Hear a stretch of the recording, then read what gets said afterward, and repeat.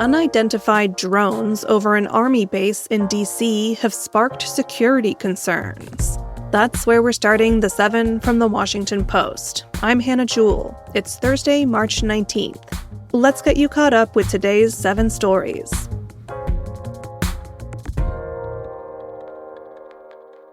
Our first story today is a Post exclusive.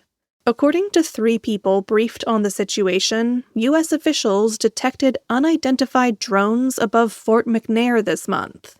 That's the Army base in Washington, D.C., where Secretary of State Marco Rubio and Defense Secretary Pete Hegseth live.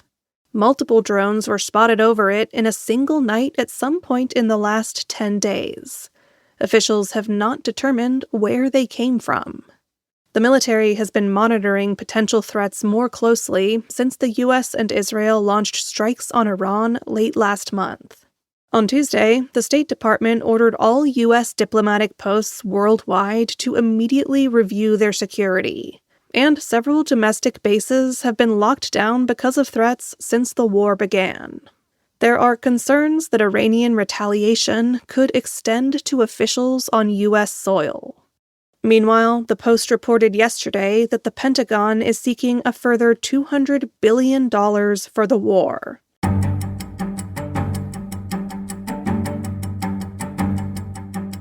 Tulsi Gabbard told senators the Iranian regime is degraded but still intact. That's number 2.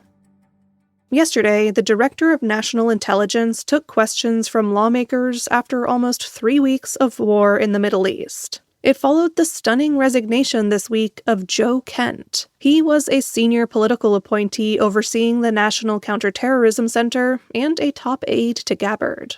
Kent cast doubt on the administration's case for starting the war by contradicting assertions that Iran posed an imminent threat. Gabbard faced scrutiny during the hearing over the administration's preparation for the conflict and how she advised the president about the risks it posed. Democratic Georgia Senator Jon Ossoff asked Gabbard if the intelligence community had assessed, as the White House claimed, that there was an imminent nuclear threat posed by Iran. Gabbard said that only the president could make that determination. You're here to be timely, objective, and independent of political considerations. Exactly what I'm doing. No, you're evading a question because to provide a candid response to the committee would contradict a statement from the White House.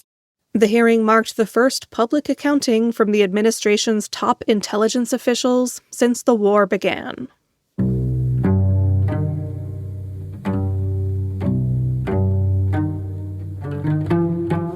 Number 3. President Trump's pick to lead the Department of Homeland Security faced a fiery confirmation hearing yesterday. Earlier this month, Trump said he will replace Kristi Noem as Homeland Security Secretary. The decision came as Noem faced mounting criticism of how she handled the administration's mass deportation agenda. Senator Markwayne Mullin of Oklahoma is Trump's pick to replace Noem. Yesterday, he pledged to restore confidence in the embattled agency. He vowed to take DHS in a different direction and to reduce tensions with local officers over immigration enforcement operations. But despite those concessions, the hearing was contentious. Republican Senator Rand Paul is the chairman of the committee that questioned him. Paul and Mullin have a long-standing feud. Mullin once called Paul a snake and suggested he understood why Paul's neighbor in Kentucky had attacked him in 2017 during a dispute over lawn care. Paul asked how Mullin could support violence. I did not say I supported it. I said I understood it. There's a difference. So that means you really didn't approve of it, just completely understand it. What do you think most people would interpret completely understand to be support for or a condemnation of the violence? The Senate committee is expected to vote today on Mullin's nomination, which would then move to a full Senate vote.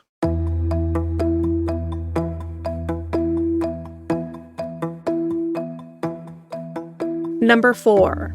The Federal Reserve held interest rates steady despite Trump's demands for a cut. Fed Chair Jerome Powell told reporters yesterday that higher energy prices from the Iran war could push up inflation. It followed the announcement that the Fed would leave interest rates unchanged for its second straight meeting. That's despite Trump's pressure for a rate cut, which he wants because it would juice the economy. Strikes on crucial production facilities in the Middle East yesterday and this morning are threatening even higher gas prices for Americans. Powell also said yesterday he would remain at the helm of the Federal Reserve after the expiration of his term in mid-May, as long as his successor has not yet been confirmed by the Senate. Trump has been trying to push Powell out, but for the time being, Trump may be stuck with him.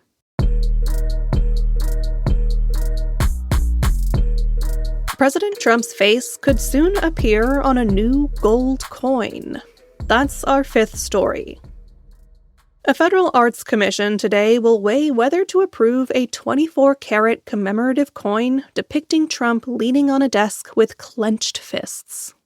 The Commission of Fine Arts, which is composed entirely of Trump appointees, has signaled it supports the coin. It has also supported other Trump projects, like his new White House ballroom. These kinds of gold coins from the U.S. Mint typically sell for several $1,000s. If you want to get a look at this one, there's a picture in the Sevens newsletter. But the coin is facing some roadblocks. Democrats and members of another federal committee say the idea is deeply inappropriate and potentially illegal. That second bipartisan coin panel would also have to approve the coin and refused last month to consider it. Members said it was un-American to mint a coin of a sitting president. That panel also refused to consider a different $1 Trump coin. So now the administration argues that coin can be minted. The Treasury Department has not yet specified if or when it will enter circulation.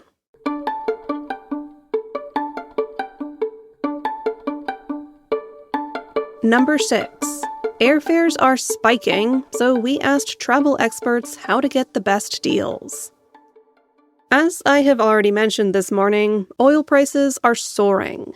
That has left airlines with some of the highest fuel costs in years, and many airlines have decided to pass those costs on to customers. According to a Deutsche Bank report released on Monday, fares on JetBlue, Delta, and Hawaiian were up. So, to get the best deals, our travel experts say you should start looking for flights as soon as possible, even if you don't plan to go away until next winter. Also, it might seem weird, but don't book basic economy. That's because if the airlines lower fares in the future, you can earn a credit for the price difference in higher categories. For more advice, follow the link in our newsletter.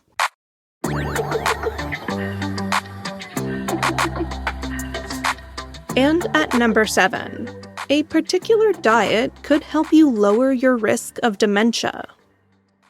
Almost 30 years ago, researchers developed a diet that helped lower blood pressure. It's called the DASH diet, which stands for Dietary Approaches to Stop Hypertension. Now, a new study shows that following its guidelines could also help to protect your cognitive function. Looking at data from almost 160,000 adults, an international team of researchers found that those who followed the DASH diet most closely had a 41% lower risk of experiencing cognitive decline. The diet focuses on produce, whole grains, and lean proteins. If you want to try it, the study's author actually says you shouldn't overhaul your entire diet overnight. You can start by making small changes, like swapping a salty pretzel snack for nuts and cutting out sugary drinks. If you follow through with the DASH diet, your future self may thank you.